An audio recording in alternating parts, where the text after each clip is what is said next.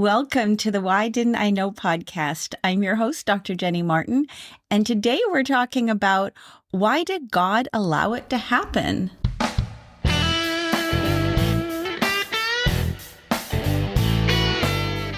In the last couple episodes, I discussed some of the downright evil that is showing up in the Epstein files.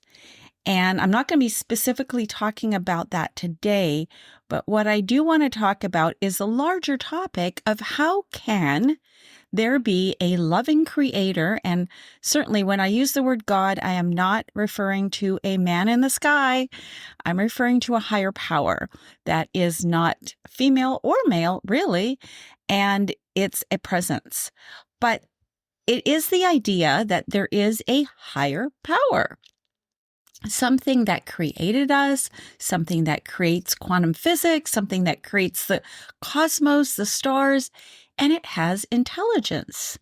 It had enough intelligence to create our consciousness that still today, science has no idea, really, how it's all created. In fact, a document that's declassified on the Stargate project, on the Freedom of Information Act from the Central Intelligence Agency, it does mention that there is this level of existence called God. So there you go. But what we're talking about right now is, okay, granted, if you believe the idea that there is a God, then why in the heck is all of this evil happening? And it's been happening probably for quite a long time, specifically to do with the Epstein files. How do we make sense of all of this if we are also to believe that this creator has our best interests at heart? Now, you have to answer that in your own heart, but here's what I believe to be true. I believe there is a loving creator, but it's different than the kind of God that humans are trying to make. So the God that humans are trying to make, artificial intelligence, humans think in Silicon Valley at least, that they can outdo God and create a better world. In fact, one of their recipes for a better world is a world without emotion. That's what the robotic world will be. They think they can do a better job because they believe that their technology will be God.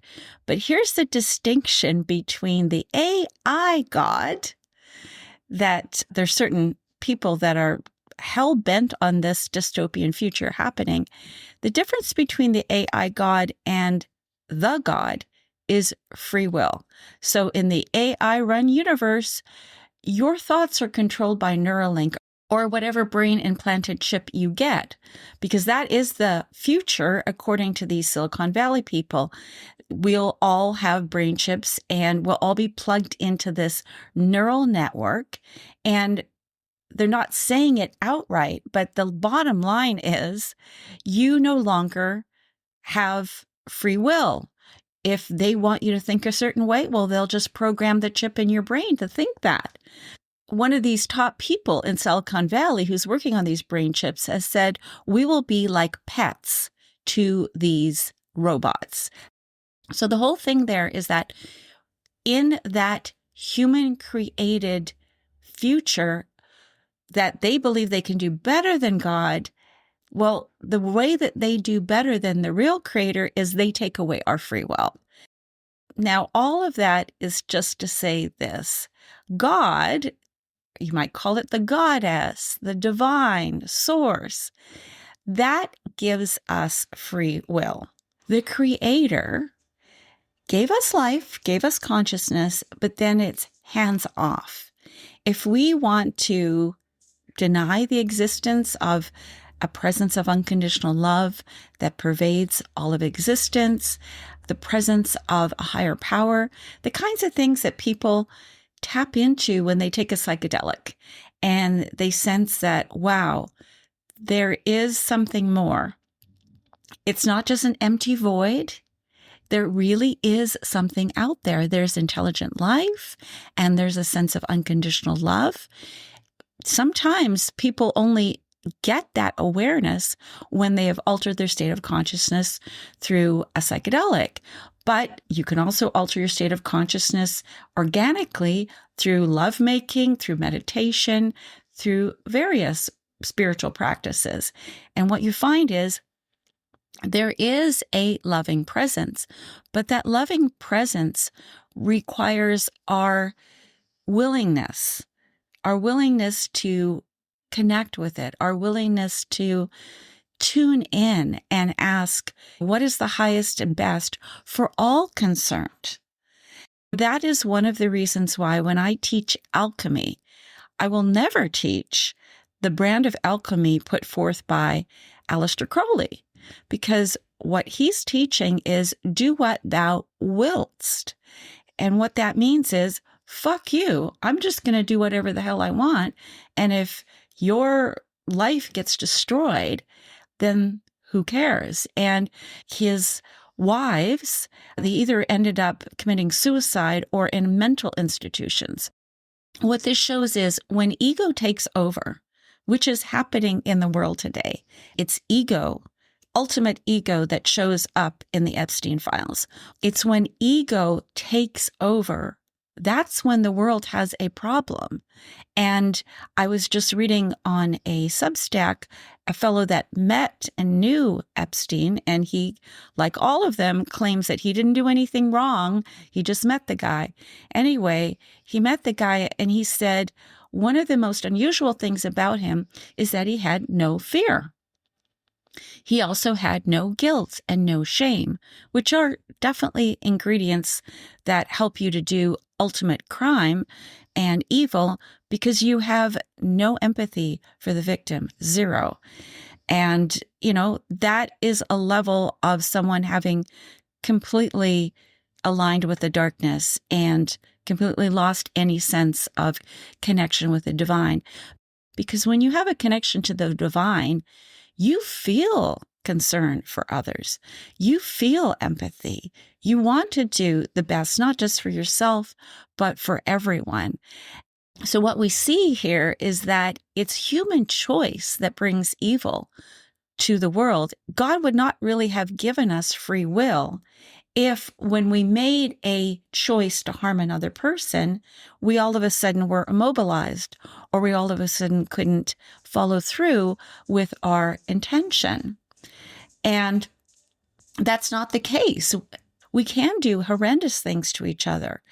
And that is when we ignore what the impulse is to do good. And after you ignore that inner sense of what's right and what's wrong, after you ignore it enough, it just turns off and you have no moral compass anymore. And that's how someone described Epstein. But that is the essence of free will. The essence of free will is when you give human beings the opportunity to do ultimate good or to do ultimate evil, they can do either. It makes me think about Buckminster Fuller, the guy that created the geodesic dome and so many other things. He's just a wonderful man. He did no evil. He did good, but he reached a time of despair in his life at one point. Before he was famous, before he was well known for all of the contributions to society, Buckminster Fuller went through a period of depression and even suicidal thoughts. And he reached the point where he actually was going to end his life. And at the moment he was going to end his life, I believe he was going to jump off a bridge. Just before he was about to jump, a thought came over him.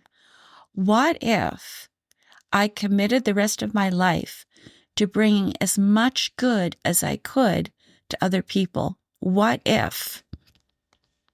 And that thought caused him not to jump, and it caused him to actually pour his energy and his heart and his intelligence, his vast intelligence, into creating all sorts of things that he still gets talked about for today. How did that happen when that guy was about to jump off the bridge? That he didn't. And he had that thought. I firmly believe, because I've talked to people in a counseling, coaching situation where these kinds of thoughts happen, and it's very clear in a moment of utter despair that it's not your consciousness that's generating this moment of optimism, this moment of brightness. It's actually the voice of the divine. And that's what we call grace. That isn't intervening with free will. Your free will is taken over. If God gave you free will, you would jump off the bridge because that's what you wanted to do. But grace is a moment that maybe you never get in your life because you never need it, or maybe you get once, or maybe twice, but it's not an ongoing thing. Otherwise, it would violate free will. But grace is the idea that for a moment in time, your free will is taken over. Buckminster Fuller had this thought of doing the exact opposite of what he was about to do. And that thought was strong enough. It carried enough emotion and intention and reality that it broke through the darkness. It broke through the cloud of torment and angst and anxiety that was so intense inside of him. It got him to not only change the action that he was about to do, which would have been completely not reversible if he had killed himself, but it got him to do the opposite of pour himself with a lot of enthusiasm and a lot of excitement into how many people he could help and what could he invent that would make the world a better place. And that is God. Now, the guy could have jumped off the bridge and asserted his free will. It's not like God removed his free will, but just intervened for a moment in time when the person maybe was not thinking clearly and gave him another option. And that is God. That is grace. It didn't stop him from doing it. It just introduced a new possibility. And he had the choice. Am I going to grasp this new possibility and run with it, which he did? And he really brought a lot of goodness to the world, a lot of great things to the world. Or was he just going to end things right there and go with what his personal will was? And he chose to actually follow that divine voice. And how do we know it's the divine voice? Well, it's always wanting good things to happen for us. It's always wanting expansion, more love, more happiness, more peace. It's never wanting us to suffer. When I was growing up in the Catholic Church in Ireland, one of the things that caused me to not feel aligned with that was this constant, incessant need to focus on suffering. That there was this locked-in idea that you're not holy if you don't suffer. And somebody asked me, do I think that all of these disclosures coming out about the Epstein is necessary for the world, globally, the collective, to go through a dark night of the soul before we can be rebirthed to something better, like a higher consciousness on the planet? Well, if that's your belief system, then that's your choice, but that's not my belief system. I do not believe in that paradigm. You know, that is a paradigm that has been associated with alchemy. And Carl Jung is really the one that put forward this idea a lot, is this dark night of the soul, individually and even collectively. And he studied the first alchemist, which was Mary the Jewess, Mary the alchemist. And you take away from coded language, because it was all very coded. The alchemists wrote in very coded language. You take away from it what your consciousness is going to see. Like, you interpret it through your own consciousness. And so he has interpreted alchemy for people today. And we take it as law, like it has to be like this. It has to be pain and suffering before there's redemption. And the Christian story has been interpreted that way too. But that is not the Christian story before the 4th century. And I'm not the only one saying that. Isaac Newton, who's most well known for being a catalyst for the scientific revolution and the Age of Enlightenment, well, he was an alchemist. And he was an alchemist because he studied early Christianity. They were one and the same. And he studied that from before the 4th century, before the Council of Nicaea. And he did not see the same thing that Carl Jung saw. He saw a very powerful technology in alchemy, which is the fusion of religion and science. He saw this very powerful way we can use our consciousness, but he also saw that it can be used for good and evil. And that's where we are today. But the whole thing is, it wasn't as if in the early days of Christianity, when the alchemy was first being birthed, that suffering is required to have a rebirth, to have what we call the philosopher's stone, a state of enlightenment. It wasn't that destruction and suffering are the path. In fact, it was an altering your state of consciousness, shifting into a higher state of consciousness through love, through pleasure, through what can uniquely happen during lovemaking between two people, the sexual act. It involves not just your emotions, not just your bodies, but the energy fields between the two of you. And that's what the alchemists really knew, studied. They understood the science of it. Mary understood the science of it. And it's also what you can distort to do the opposite, to hurt someone, to take their life force energy. But is that God's fault that this powerful information called alchemy was given to humans, and we used it in a way like the Epstein folks and the Eyes Wide Shut movie did?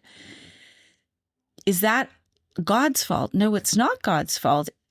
And you know, Newton, the reason why he didn't publish all of his papers back when he was alive on alchemy and church history, because he could have faced imprisonment, torture, even possibly death by the Church of Rome.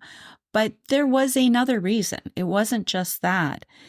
The reason was he was very concerned that if he brought information about interacting with our consciousness, with co-creating with the divine, which is what the alchemists knew about, that he could be not only empowering the people with good intention, but empowering the people with bad intention. And he felt, though, that this alchemy, if it wasn't brought to the people with good intention, that eventually it would destroy the world, because the people who would co-opt it would use it to destroy consciousness rather than to uplift consciousness. And Newton predicted the world would end in 2060. He said that living back in the 17th century, 18th century, that the world would end in 2060. Now, he said the only thing that would stop that is the information, the knowledge of alchemy, which is the fusion of religion and science, being given back to the people, and the people using it in accordance with God. Newton very much believed in a higher power. He also knew that people, when given power to co-create with God, they would actually co-create with dark forces and bring destruction on the planet. And that's what we're seeing today. But it's an opportunity not for the collective to go through suffering because we have to go through suffering because it's part of the plan and that's the only way we can earn redemption. No, it's not actually going to serve us any good to go through all these disclosures and to learn all this terrible stuff about what's happening in the world if we don't glean from it some awareness that there is a God, and that aligning with God, aligning with the goodness, aligning with love, and subjecting all of our knowledge, all of our learnings to that connection with the higher will, well, then we don't automatically just get a higher consciousness on the planet. Some people think, well, there's going to be these planetary conjunctions and it's just going to uplift us all. Well, that again would give us no free will. If it was just a thing that's happening in the cosmos and poof, we're all enlightened beings, well, does that really go along with the purpose of us evolving our souls? If there's going to be like a magic wand waved and all of us are going to be enlightened, that's not the way it makes sense to me. It makes sense to me that we're participating in the evolution of the planet. It's our choices that make the difference. I do believe that we are living in a time that is an important turning point where ignorance is not bliss. By all of this darkness coming to light, it's the opportunity for the light to shine. But that's not that God designed it that way, that we had to go through suffering so that we could have this redemption. I don't believe that for a second. I don't believe God, the divine, wants us to suffer. Humans allowed this to happen. I mean, none of us really knew what these billionaires were doing until now, but we do, and we can demand accountability. And the public has far more power now that we're interconnected with technology and our voice can be heard, which is the one positive benefit of technology today. But we have the choice. We have the choice to have our voices heard and not to allow this type of behavior to continue. So in that way, we're exercising our free will to do the will of God, because the divine doesn't want any human to suffer at the hands of another human.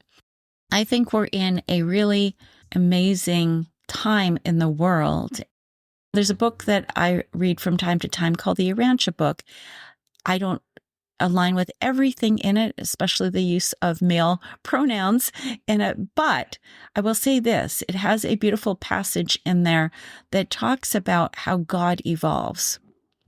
And it evolves through what we do, through the choices that we make. And so when we have that impetus to write that letter, to make that phone call, to do something, to take action, to make the world a better place in some way, then that is the divine wanting us to be the hands and feet of God. And that's how it manifests more on the planet. And everything that we're creating, whatever creative project you have, whatever impetus you have to put something out in the world, to write a book, to produce a play, to whatever it is, then that is contributing to the collective. And that's what Buckminster Fuller decided, that whatever he could put out into the world would contribute to a better world. And he certainly did that in his own life, because he exercised his free will, which is God-given, to make the world a better place. And we all have the opportunity to do that. So I'll leave you with that today. Thank you so much for joining me. Please rate and review this podcast and share it with someone who could benefit.